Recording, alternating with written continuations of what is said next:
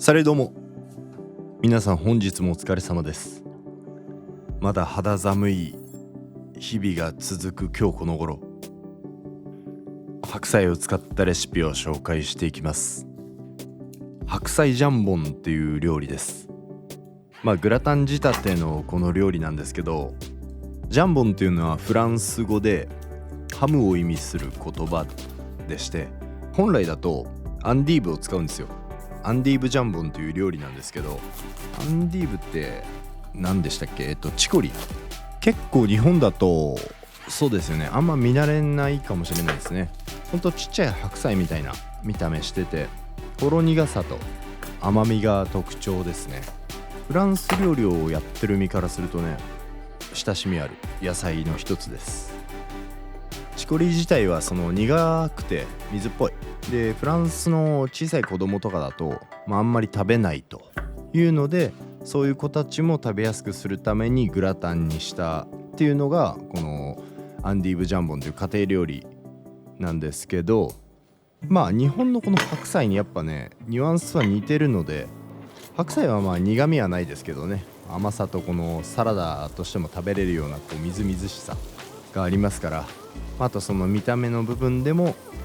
非常にこう代用が効くのではないかと思って、日本のスーパーに必ずと言っていいほど売ってるこの白菜の新しいレパートリーになればと思ってます。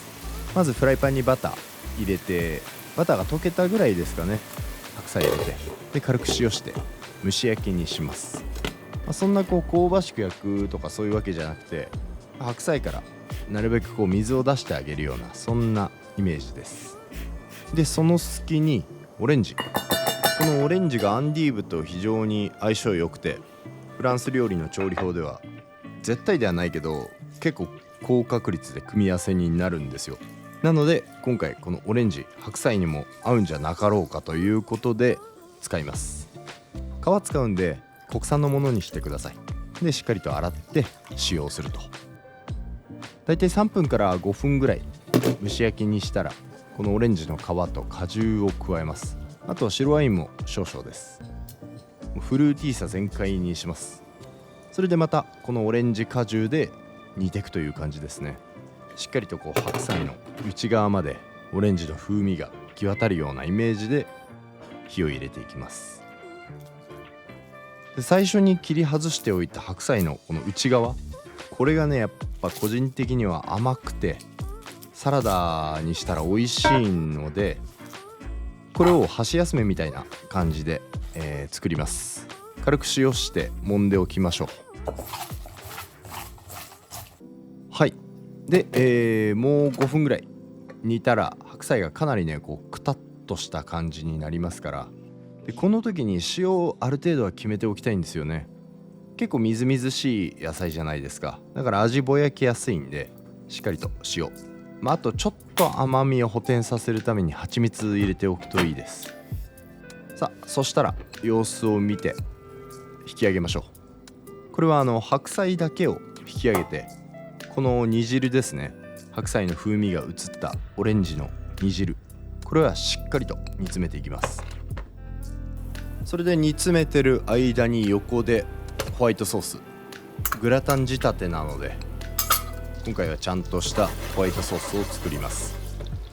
バター溶けたところに小麦粉を入れて、中火でしっかりとこう香ばしい香りを出していきます。いろんなというか、いくつかホワイトソースの作り方はあるんですけど、最近こうねバターと小麦をしっかりと炒めてこうクッキーみたいな香り出してから牛乳加えるのが、今の僕としてはねスタイルとしては気に入ってますね。で牛乳はとにかくできるだけ小分けにすることですね。回数分けて加えていく、回数分けて入れていけば基本的にダマになることはないので、火加減は中火をキープという感じです。はい、こんな感じで滑らかなホワイトベシャメルソースが出来上がったんで、塩と胡椒で味を決めて、もしお家にオールスパイスであったりクミンとかあれば少し加えてあげてください。ナツメグでもいいです。で見てください、これぐらいかなりとろっとした感じ、もう糖度が高まってるようなキャラメリゼされた感じ、これがね旨味の骨の部分みたいな感じになるんで、めちゃくちゃ重要です、今回の料理は。で白菜はこのままだとちょっと大きくて食べづらいので半分、もしくは3等分ぐらいにカットしましょう。一口でいきたい人とかはもしかしたら4等分ぐらいでもいいかもしれないです。でハムで巻いて、このねハムもなんかこうちゃんともも肉オンリーのやつとかがあるといいですよね。しっかりぐるっと巻きつける必要なくて、なんとなく巻けてればいいかなぐらいで OK です。で全部巻いてグラタン皿の中に敷き詰めたら、さっきのオレンジの煮詰めた果汁、これを表面に塗ります。これが美味しくなるんですよ。ほんとこれだけでも美味しいんですけどね、甘いソースみたいな感じで。でこれをちゃんと全体に塗れたら、さっきのホワイトソースで、ホワイトソース今回は動画なんで少なめに作ってるんですけど、実際やるってなったらね、この2倍量ぐらい作っておいて、残りは冷凍とかした方が作りやすいし、なんかの時に便利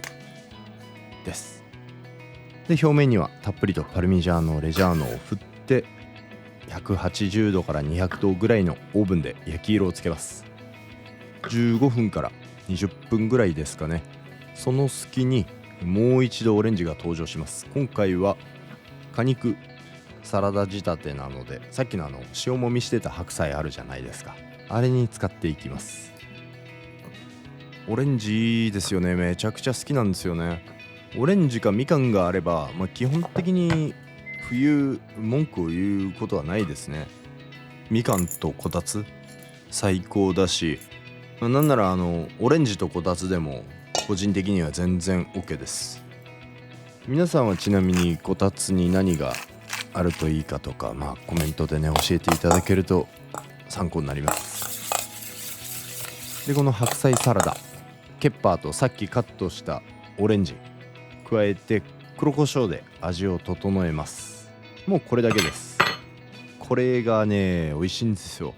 これうまい。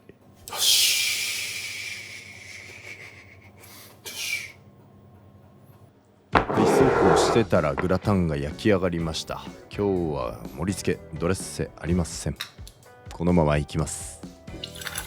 なんかいつかの動画でハイボール薄って小バカにされたコメントされたんで、ちょっと濃いめに作りました。いや俺にはちょっとこれ濃すぎたわ。言い切りました、すいません。